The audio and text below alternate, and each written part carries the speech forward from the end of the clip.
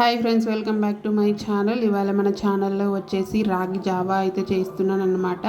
So నేనైతే బెల్లంతో చేస్తున్నాను, పెరుగుతో పాలతో కూడా చేసుకోవచ్చు అనమాట. నేనైతే బెల్లంతో చేసి చూపిస్తున్నాను. హెల్దీ అండ్ అలాగే వెయిట్ లాస్ అవ్వాలనుకునే వారికి చాలా యూజ్ అవుతుంది అనమాట. ఇప్పుడైతే ప్రాసెస్లోకి అయితే వెళ్ళిపోదాము. నేనైతే ఒక కప్పు తీసుకొని అందులో 2 స్పూన్ల రాగి పిండి అయితే తీసుకున్నాను. నేను ఒక గ్లాస్ క్వాంటిటీకి అయితే చెప్తున్నాను అన్నమాట. మీరు ఎంత క్వాంటిటీ కావాలనుకుంటున్నారో దాన్ని బట్టి పిండి తీసేసుకోవచ్చు.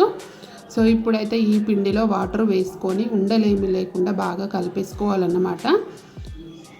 ఉండలు కట్టేస్తే సరిగా రాదన్నమాట. సో ముందే బాగా కలిపేసుకోవాలి, ఉండలేమి లేకుండా బాగా కలిపేసుకోవాలి. ఇలా వీడియోలో చూపిస్తున్నట్టుగా ఇలా మంచిగా ఉండలేమి లేకుండా కలిపేసుకొని దీన్నైతే పక్కన పెట్టేసుకోవాలన్నమాట. ఇప్పుడైతే స్టవ్ ఆన్ చేసుకొని ఒక గిన్నె పెట్టేసుకొని అందులో అయితే వాటర్ తీసుకోవాలి. మనం తీసుకున్న పిండిని బట్టి వాటర్ అయితే తీసుకోవాలన్నమాట. ఇప్పుడు ఈ వాటర్ అయితే మరగాలి. చూడండి, ఇలా వాటర్ అయితే మంచిగా వేడైపోయిన తర్వాత ఇప్పుడు మనం కలిపి పెట్టుకున్న రాగి పిండిని అయితే ఇందులో వేడి నీళ్ళలో అయితే వేసుకోవాలి. సో ముందే మళ్ళీ ఇంకొకసారి అయితే కలిపేసుకోవాలి. రాగిపిండి అంతా అడుక్కుపోతుంది కాబట్టి మళ్ళీ ఒకసారి బాగా కలిపేసుకొని ఈ వాటర్లో అయితే వేసుకోవాలన్నమాట. స్టవ్ సిమ్లో పెట్టేసుకొని చేసుకోవాలి ఈ ప్రాసెస్ మొత్తాన్ని.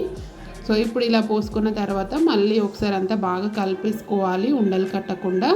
చూడండి, ఇలా మొత్తం సిమ్లో పెట్టేసుకొని చేసుకోవాలి.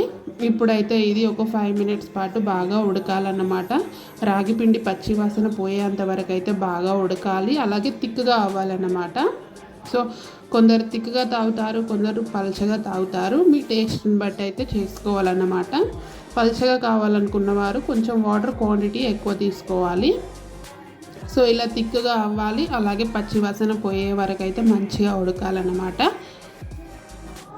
చూడండి, ఇలా కలుపుతూనే ఉండాలి, లేదంటే అడుగు పట్టేస్తుంది అన్నమాట. సో ఇలా రెడీ అయిన రాగి జావను అయితే పక్కన పెట్టేసుకోవాలి చల్లారేంత వరకు అయితే. చల్లారిన తర్వాత ఇంకా తిక్కుగా అవుతుంది కాబట్టి ముందే చూసుకొని స్టవ్ ఆఫ్ చేసేసుకోవాలన్నమాట. సో చూడండి, రాగి జావ అయితే ఎంత తిక్కుగా అయితే అయిపోయిందో.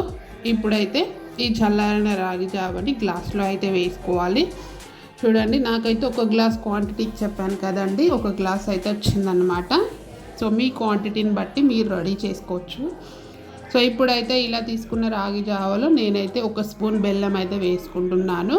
మీ టేస్ట్కి తగ్గ బెల్లాన్ని మీరు వేసుకోవచ్చు అన్నమాట. షుగర్ అయితే వేయకూడదండి. సో ఇలా వేసుకున్న బెల్లం పౌడర్ అంతా కలిసేలా బాగా మిక్స్ చేసేసుకోవాలి. మనం స్టవ్ మీద ఉన్నప్పుడు కూడా బెల్లం వేసేసుకోవచ్చు, అది మీ చాయిస్ అన్నమాట. సో చూడండి, ఇలా అయితే బాగా కలిపేసుకోవాలన్నమాట, అంత బాగా కలిసేలా.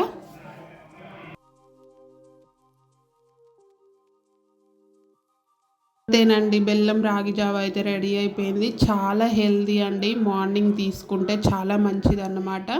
సో మీరు కూడా ట్రై చేయండి, అలవాటు చేసుకోండి, చాలా బాగుంటుంది. సో మీకైతే ఈ వీడియో నచ్చిందని అనుకుంటున్నాను. నచ్చితే మాత్రం ప్లీజ్ ఒక లైక్ చేసి సపోర్ట్ చేయండి. అలాగే మన ఛానల్ని సబ్స్క్రైబ్ చేసుకోవడం మాత్రం మర్చిపోవద్దు.